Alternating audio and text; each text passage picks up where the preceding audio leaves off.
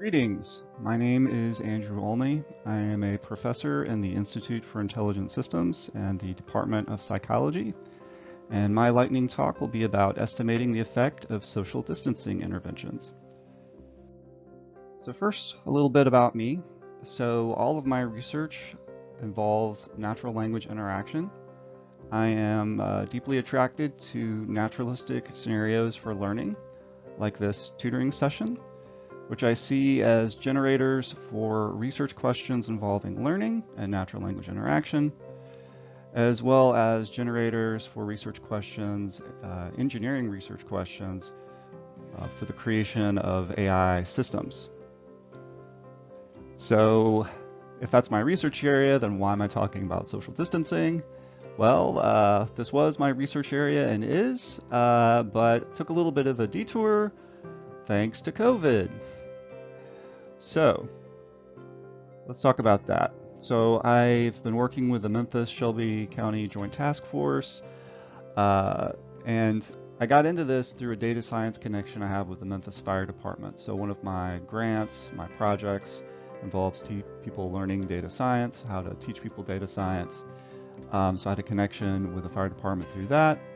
And they had this desire and need to model COVID hospitalization fatalities as quickly as possible, because as we know, as was widely talked about in the press several months ago, there were a limited number of ventilators, there's a limited number of ICUs. If you exceed your capacity on those, then outcomes for people who are very sick get very bad very quickly. And that was seen in Italy. This was also kind of a natural thing for me to volunteer for. I've done a lot of volunteer work with search and rescue. This is my dog Shiloh doing her thing and training. And so, you know, this is just something that I've kind of always done. But this is the first time doing it kind of from the back office, I guess. So when this came about, the task force was looking for people to stand up models that could be used for predicting these things. So we all went and grabbed a model and tried to do something with it. So the model I worked with was from Imperial College London. They had developed this model for Europe. It was very, very influential in the UK government's response and their lockdown. And it appeared in a paper in Nature last week. I've highlighted Juliet Unwin, who's also a co-author on our paper that we're about to submit for the 50 US states. What is this model? So it is a semi-mechanistic Bayesian hierarchical model of interventions, which I'll explain on the next couple of slides. But the interventions that we're talking about are self-isolating if ill. So this is just the government or health department telling you, hey, if you don't feel well, you should stay at home. Also social distancing encouraged, which is the government saying, hey, you know, maybe you should think about avoiding crowds right now. And those two interventions typically occurred very early on in the pandemic before people realized how serious it was, followed by more stringent interventions like schools or universities closing, sporting events being banned, which I interpreted as public gatherings more than 1,000. Public events banned in general, public gatherings of more than 100 participants, and then lockdown, right? Stay at home, safer at home, whatever. When the government tells you, hey, you really shouldn't leave your house, and non-essential businesses are closed. So I think we all know what lockdown is in Memphis. So quickly, what are mechanistic models? I just want to explain this because these are the common epidemiology models, really popular, I think, in the 1950s forward. And my belief is that they're popular because you don't need computers to make predictions with these. You can do it all with differential equations and calculus.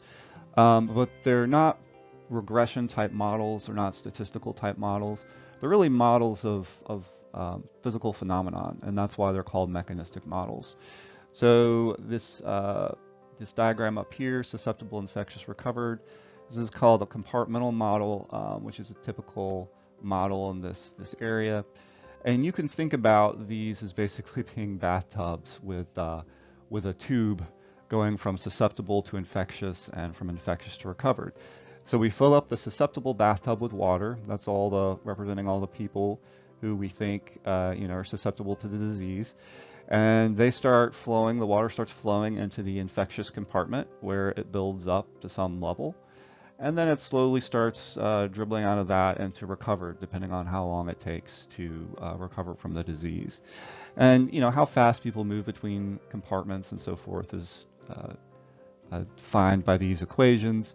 And in this particular model, recovered doesn't circle back to susceptible or anything like that, because it's assumed that once you've recovered, you now have immunity, right? So this is a very, very simple model and not necessarily correct for COVID, but I'm just using it as a reference.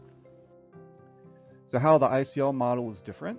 So it implements these mechanistic concepts in a Bayesian framework. So ultimately what it's looking at are death counts. So that's the data that it's using to fit things. And it assumes that these are negative binomially distributed and that their expectation is a function of infections on previous days. The number of infected people on previous days is modeled as a discrete renewal process that accounts for population saturation. So kind of gets at that final compartment idea. And then death counts are linked to the number of infected based on country level infection fatality ratio. So that's the number of people who are infected, how many of them will die. And then a distribution of times from infection to death. So unlike the mechanistic models that use these point estimates, and not even, well, I mean, they're, I guess, point estimates that they plug into the models, like it takes 5.8 days for someone who is, infected to show symptoms, something like that. The ICL model estimates distributions of these things, right? So, in the typical Bayesian way. One important thing to note here is that the model assumes the intervention effect is the same everywhere and instantaneous. This allows us to pool effects across countries, or in our case, states. So we can say, hey, if Kentucky implemented lockdown and California implemented lockdown, then lockdown had the same effect in both places and it happened instantaneously. So, that's probably not true, and we'll talk about that and the limitations. But by assuming that, it lets us estimate an effect across states, which is very powerful and very interesting. And that's what I'll be talking about next. So before going into this in too much more detail, I want to use an example of Tennessee. So on the x-axis here, you can see, about the 2nd of March to the 25th of April. The prediction stops at the 25th of April because that's when some states started reversing their interventions.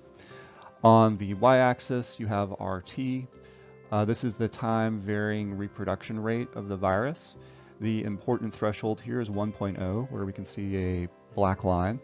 And that's important because at that level, it means that for every person infected, they infect one other person, right? So it's stable. It's not, your number of infected are not growing. Obviously what you want is to be below 1. If you're below 1, then each infected person infects less than one other person, and your infection dies off. Obviously, anything above 1, your infection increases. So you can see for Tennessee, the model estimates that it started off, about 1.75, so pretty close to 2. And each one of these colored markers, triangles, squares, circles, those are associated with particular interventions that you can see on the right. And this green area, the dark green, is the 50% confidence interval. And you can see that's centered at the beginning about 1.75, and the light green is the 95% confidence interval around that. So as we move from left to right, we can see that the first intervention of self-isolation had a fairly negligible effect. According to the model, social distancing as a, hey, maybe you should avoid crowds, had a negligible effect. And the first intervention we see that has, a substantial effect is school closure, right? And you see a real drop, and not only a drop, but also a reduction, a shrinking in the confidence intervals, which is good. And then we have large gatherings banned, which maybe did something, And then we have lockdown. And of course, lockdown, you have this huge effect, and we go below, reliably below R1 for the first time. And that effect of lockdown, as we'll see on the next slide, is pretty consistent across states. So here are estimated intervention effects for the US, pooling across all 50 states. On the left-hand side, we can see each one of the interventions I've already described. And then the next two columns are the mean effect and then the 95% confidence interval for that effect. And one thing I'd like to point out is that for the first 4 interventions, the 95% confidence interval crosses 0, and the means are small. So for these interventions, it's not really clear, at least from this model, that they are having much of an impact. It's possible that they're having no impact, and certainly if they're having an impact, it is small. And the 2 interventions that seem to have an impact that one would care about are schools and universities closing, and then lockdown. And lockdown clearly has a very large effect, even at the lower bound. So let's talk about that across states. So what is this this RT across states? How does it changing with lockdown?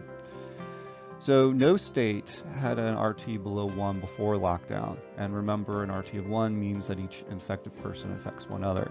So basically, no state had the virus under control before lockdown. After lockdown, 29 states had an RT below 1. And as you may or may not know, not every state implemented lockdown, so some states did not. So if we divide 29 by 43, we get 67%. So 67% of the states that implemented lockdown saw their RT go below 1. And in those 29 states, lockdown appears to be, the critical intervention that allowed them to contain. So that's excellent. The model strongly supports that lockdown works. Unfortunately, it seems that lockdown is the only thing that the model looked at that is necessary to control the virus. The thing that you have to control the virus. So maybe this model is no good and we shouldn't believe it. So let's talk about how we can support the model. So one way of doing it is to predict deaths 14 days into the future, which is what we did. And what we find is that 72% of states had deaths that were within the confidence interval of the model's predictions. So that's pretty good. There were 4 states that the model did a very bad job on predicting their deaths. Those were Connecticut, New Jersey, Massachusetts, and New York. In every case, the model predicted significantly higher deaths, like over 200 deaths more. And really not sure why that's the case. The best guess is that these are, New York particularly had a massive response. And there are probably interventions that are part of their response that we're not modeling here, that are specific to New York, that really drove it down. And similarly for those related areas, because they're so close to New York. That's my best guess, but really not sure at this point. Something else that we looked at is the mean absolute error. So when we talk about the predicted deaths, we can say, okay, well, the difference between how many deaths we predicted and the actual deaths, how big was that, right? So if we include those states, the states that we made big errors on, the difference was about 50 deaths per state. But without those states, the mean absolute error was about 10. So, overall, it seems like the model did pretty well. There were some states that it overestimated for.